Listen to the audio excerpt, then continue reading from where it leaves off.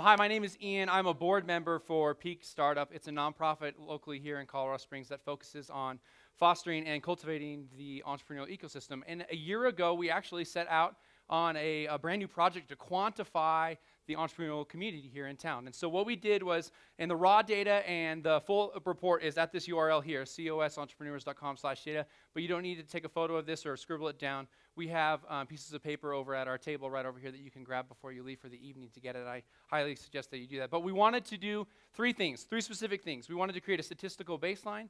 We wanted to figure out exactly what entrepreneurs in Colorado Springs wanted. And maybe most importantly, we wanted to start a conversation with the stakeholders here in Colorado Springs, because this is where we live.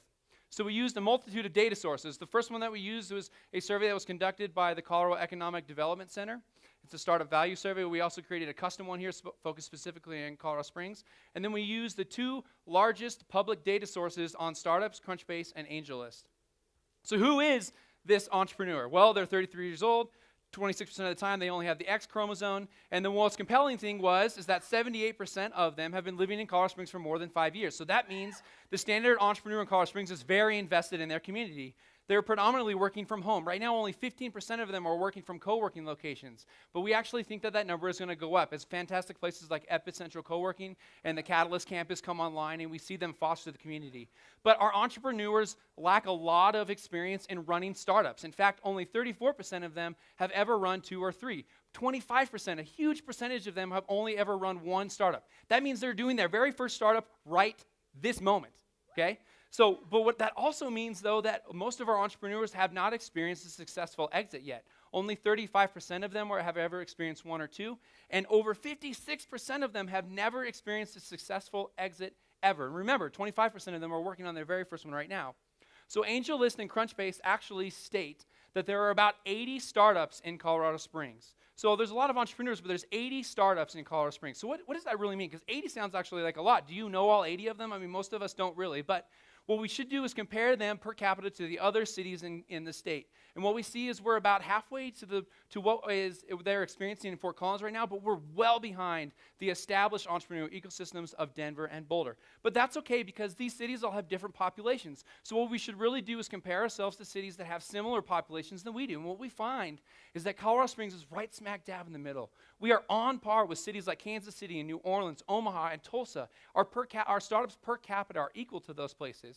And the entrepreneurs that are working at those startups are raising about $561,000 on average for their startups. And at first we thought that number seemed a little high, because we actually have some startups here in Colorado Springs that have raised an incredible amount of money. So when we did our custom survey, we actually asked the entrepreneurs to tell us exactly how much they raised. And unfortunately, we found this compelling statistic that 84% of them have raised less than $50,000 to launch their business. That means that only 6% of them have raised more than $750,000 to start their business. So when we compare ourselves to the other major ecosystems in in Colorado, you realize that we're falling well behind the cities in the state. But that's okay. Remember earlier we talked about the per capita thing. We should only compare ourselves to cities that have similar populations. And when we do, what we discover is that we're falling well short of the norm.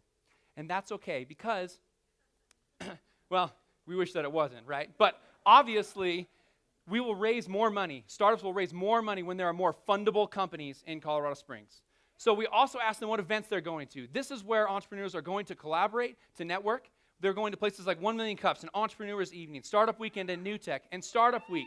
56% went to Startup Week, and the very first one was last year. The next one is in October, and I highly encourage you to go. But we asked the entrepreneurs what were their main issues. 71% of the entrepreneurs stated that a lack of culture of innovation, a lack of quality mentorship, and a lack of investment capital is what their top issues were. And when measured across the state, Colorado Springs entrepreneurs stated that government-related costs, access to capital, and availability of talent were issues that they were dealing with. Now, the Kauffman Foundation states that there are 5 fundamental things that need to exist in order to have a thriving entrepreneurial ecosystem. They're talent, density, culture, capital, and regulatory environments. And what we've seen here is that our entrepreneurs are stating that their biggest issues are these ingredients here that are necessary to have a successful entrepreneurial ecosystem. So I implore you, please, go download the raw data, go read this report, and let's work together to help the entrepreneurs in Colorado Springs that are so young, that are growing so fast, make our future that much better. Thank you.